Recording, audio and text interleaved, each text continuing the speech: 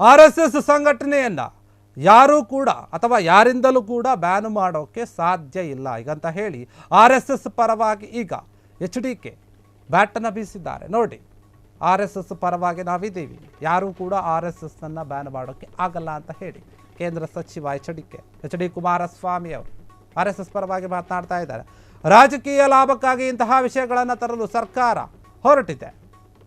ಸರ್ಕಾರಕ್ಕೆ ಅಭಿವೃದ್ಧಿ ಕೆಲಸ ಬೇಕಾಗಿಲ್ಲ, ಈ ರೀತಿಯ ಒಂದು ವಿಚಾರಗಳೇ ಬೇಕು, ಈ ರೀತಿಯ ವಿಚಾರಗಳೇ ಸಾಕು.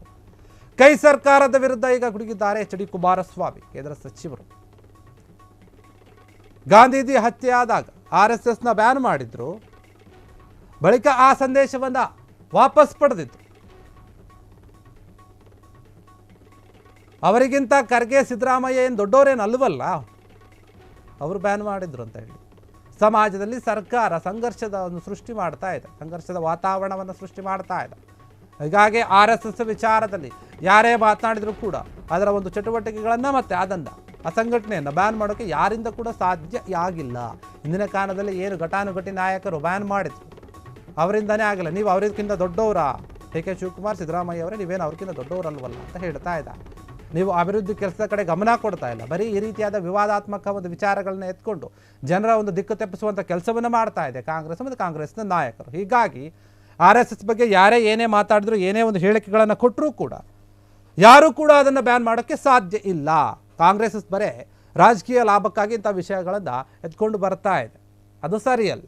ನೀವೇನು ಮಾಡ್ತಿರೋ ಮಾಡಿ.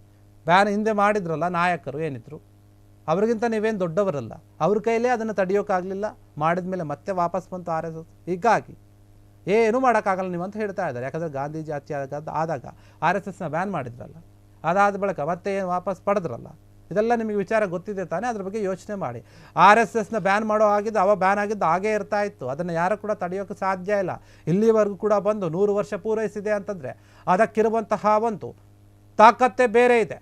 ಹೀಗಾಗಿ ಅದರ ಬಗ್ಗೆ ನೀವು ಯೋಚನೆ ಮಾಡಿ ಅದನ್ನು ಬ್ಯಾನ್ ಮಾಡೋಕ್ಕೆ ಯಾರಿಂದಲೂ ಕೂಡ ಸಾಧ್ಯ ಇಲ್ಲ ಅಂತ ಹೇಳಿ RSS ಪರವಾಗಿ HD ಕುಮಾರಸ್ವಾಮಿ ಕೇಂದ್ರ ಸಚಿವರು ಮಾತನಾಡ್ತಾ ಇರುವಂಥದ್ದು. RSS ವಿಚಾರ ಏನಿದೆ, ನೀವು ಮಾತನಾಡೋದಕ್ಕೂ ಮುಂಚೆ ಯೋಚನೆ ಮಾಡಿ. ಇಡೀ ಸರ್ಕಾರವೇ ಉರುಳುವಬಹುದು ನಿಮ್ಮ ಈ ಒಂದು ವಿಚಾರದಿಂದ ಅಂತ ಹೇಳಿ HDK RSS ಪರವಾಗಿ ಮಾತನಾಡ್ತಾ ಇರುವಂಥದ್ದು. RSS ಸಂಘಟನೆ ಅದರ ಒಂದು ಪಥಸಂಚಲನಕ್ಕೆ, ಚಟುವಟಿಕೆಗಳಿಗೆ ನೀವು ನಿರ್ಬಂಧವನ್ನು ಹೇರ್ತೀರಿ, ಬ್ಯಾನ್ ಮಾಡ್ತೀರಿ, ಏನೋ ಒಂದು ವಿಚಾರದಲ್ಲಿ ಅದಕ್ಕೆ ಕಡಿವಾಣ ಹಾಕುವಂಥ ಒಂದು ಕೆಲಸವನ್ನು ಮಾಡ್ತೀರಿ ಅಂತಂದರೆ ಅದರಿಂದ ನಿಮಗೆ ಆಗುವಂತಹ ಒಂದು ಪರಿಣಾಮವೇ ಬೇರೆ. ನಿಮ್ಮ ಸರ್ಕಾರಕ್ಕೆ ಅದು ಯಾವ ಮಟ್ಟಿಗೆ ಒಂದು ಡ್ಯಾಮೇಜ್ ಮಾಡುತ್ತೆ ಅನ್ನೋದನ್ನು ಅರ್ಥ ಮಾಡಿಕೊಳ್ಳಿ ಅನ್ನೋ ರೀತಿಯಲ್ಲಿ ಕುಮಾರಸ್ವಾಮಿಯವರು ಈ ರೀತಿಯಾಗಿ ಮಾತನಾಡಿದಂತೆ ಕಾಣ್ತಾ ಇದೆ. ನೀವೇನು ದೊಡ್ಡವರಲ್ಲ, ಖರ್ಗೆ ಆಗಿರಲಿ, DK ಶಿವಕುಮಾರ್ ಆಗಿರಲಿ, ಸಿದ್ದರಾಮಯ್ಯ ನೀವೇನು ದೊಡ್ಡವರಲ್ಲ ಬೇರೆಯವ್ರಿಗಿಂತ, ದೊಡ್ಡ ನಾಯಕರಿಗಿಂತ ಅಂತ ಹೇಳಿ HD ಕುಮಾರಸ್ವಾಮಿ ಮಾತಾಡಿರುವಂಥದ್ದು. ಕ್ಷಣ ಕ್ಷಣದ ಸುದ್ದಿಗಳಿಗಾಗಿ ಫ್ರೀಡಂ ಟಿವಿ ಸಬ್ಸ್ಕ್ರೈಬ್ ಮಾಡಿ, ಲೈಕ್ ಮಾಡಿ ಹಾಗೂ ಫಾಲೋ ಮಾಡಿ.